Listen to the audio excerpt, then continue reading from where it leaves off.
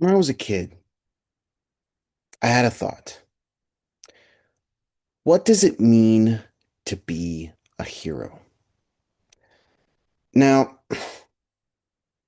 I know that that might sound like a weird question, but it's not all that weird because we see so many versions of heroes in our lives.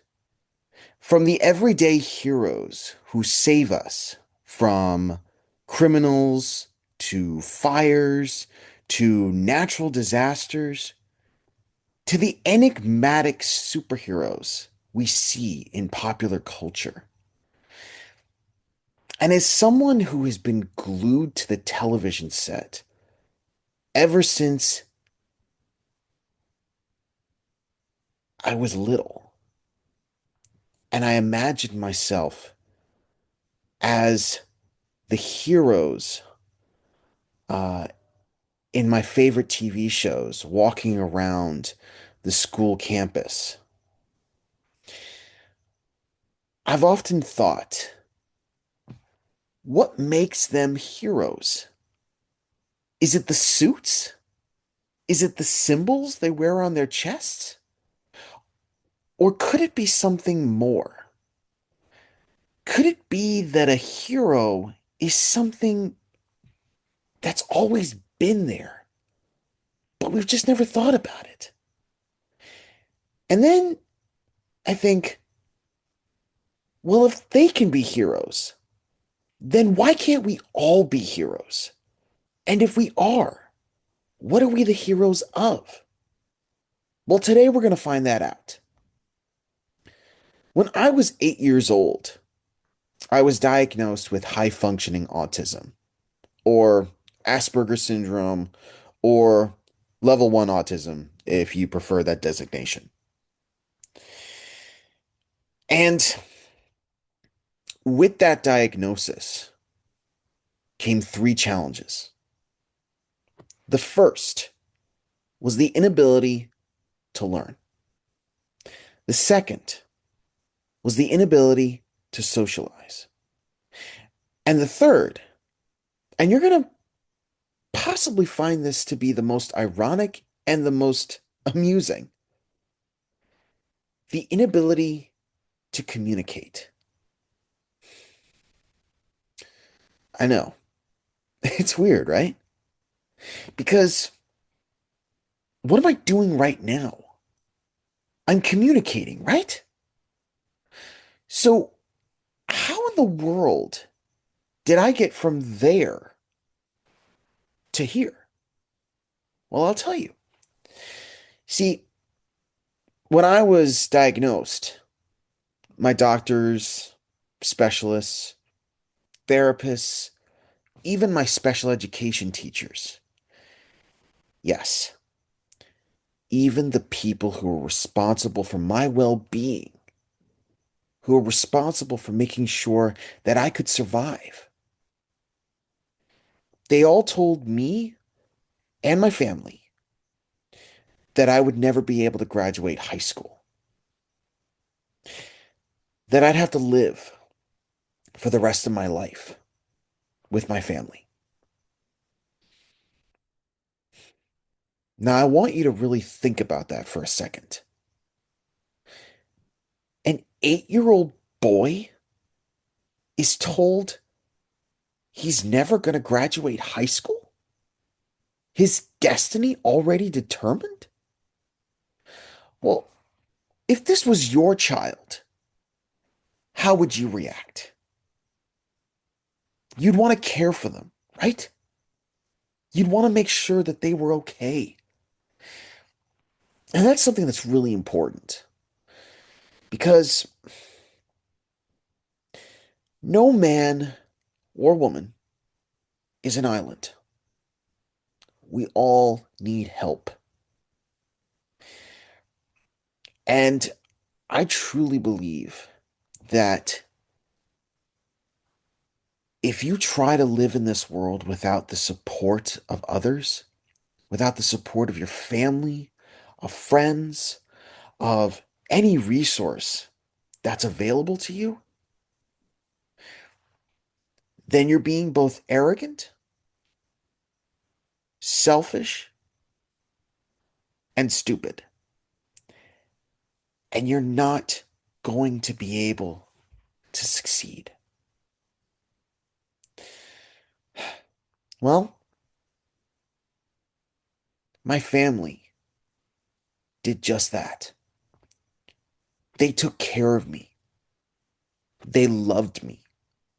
They made sure that I was okay. They got me into some of the best special education programs in the country. They made sure that my special education teachers were informed of who I was,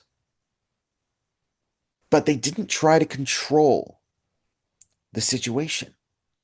They didn't try to demand that my special education teachers do anything specific. They actually worked very closely with the special education teachers. They actually wanted to have a close relationship with them, to see how they could learn, not just what they could learn about the process, but what they could learn about me and how they could adapt when we weren't in the safety of a special education program.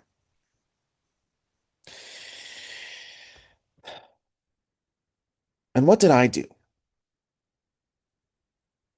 I sat down in front of a TV screen and I retreated.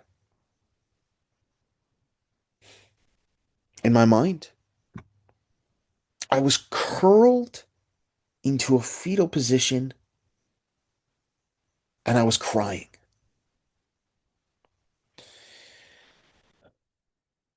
And that's where I was for the next 4 years of my life. I thought no one would be able to get me out.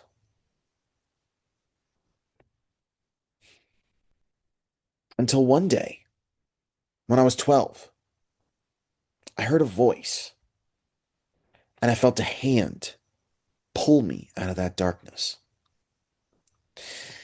See, while everyone was trying to bang at the door, trying to get my attention to get me out of that frame of mind, to interact with the outside world, to come back from the darkness, my dad did something amazing. Instead of instead of banging at the door, he sat down on the couch with me and we spent hours, days, weeks just watching TV together. And it wasn't until he started to notice that there was an actual reaction that I had to what I was seeing on the TV, to what I was seeing with characters, with movies, with storylines, that he started to interact with me. He'd ask me questions like, Nate, who are these people? Or, Nate, what's going on here? Or, Nate, can you tell me about what's happening right now? And instead of responding with silence, I responded with complete sentences. I said, Dad, this is who this is. Or, Dad, this is what's happening here. Or, Dad, can I tell you about this really cool thing that I learned from this TV show? In that moment, we started developing a bond. I learned to communicate. See, when I sat down in front of that TV screen, I wasn't just retreating. I was consuming. I was learning. The characters on those TV screens, they became my teachers, my friends, my mentors.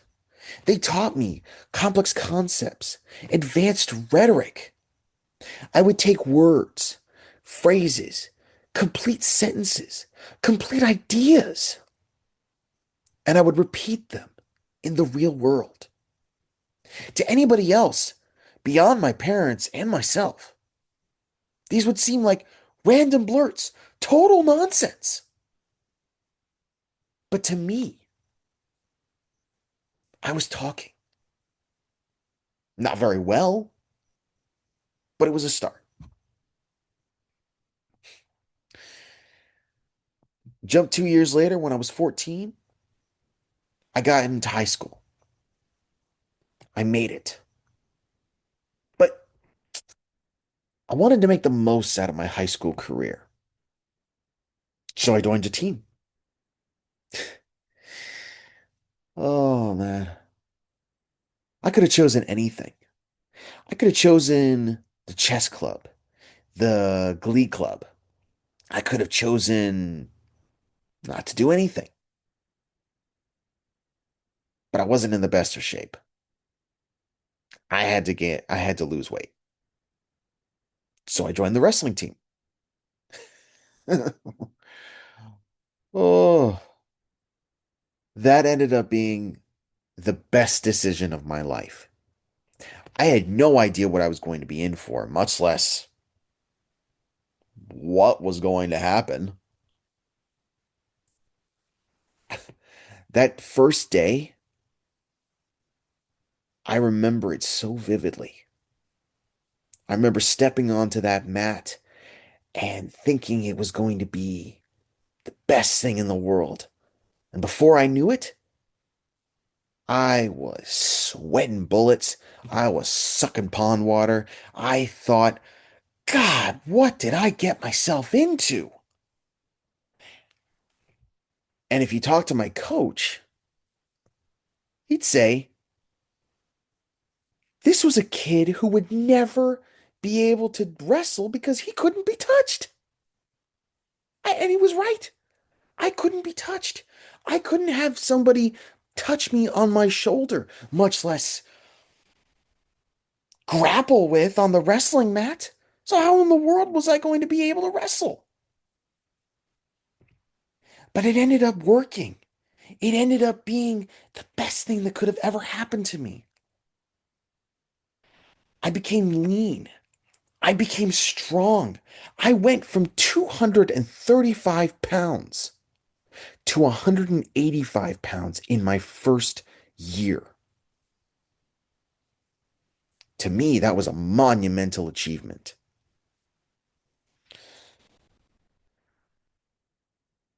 Sadly, that achievement didn't last long. I uh, I had an accident. I broke my knee. It was serious enough that I had to get surgery, and I decided it wasn't worth it to come back. C'est la vie. But that accident helped me. I got to be able to focus on my education. I got to be able to focus on succeeding in my classes. I took the lessons that I learned from wrestling, which is pain is just weakness leaving your body. And I began to get straight A's. I ended my high school career with almost a 4.0 average.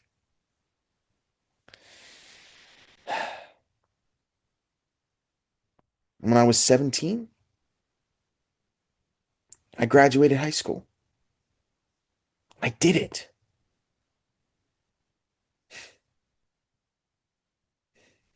And it was the best thing that ever happened. I remember my father.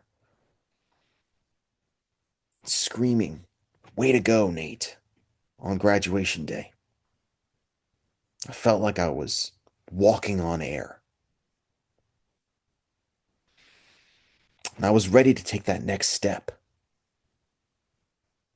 So I went and got my associate's degree. I got my bachelor's degree. I got my master's degree. Now I'm teaching public speaking at San Diego State University. Who would have thought? Who would have thought? I certainly didn't. But I'm not done. I'm still moving forward. I'm still trying to become better. And that's the point. That is what it means to be a hero. I define hero as being able to face challenges with grace and to be able to face challenges in spite of fear, to overcome obstacles, knowing there's a chance of failure, but to still move forward. And what makes a hero is that part of yourself that wants to keep going. So, friends, keep going, keep trying, and ask yourself this question: how are you the heroes of your own story? Thank you.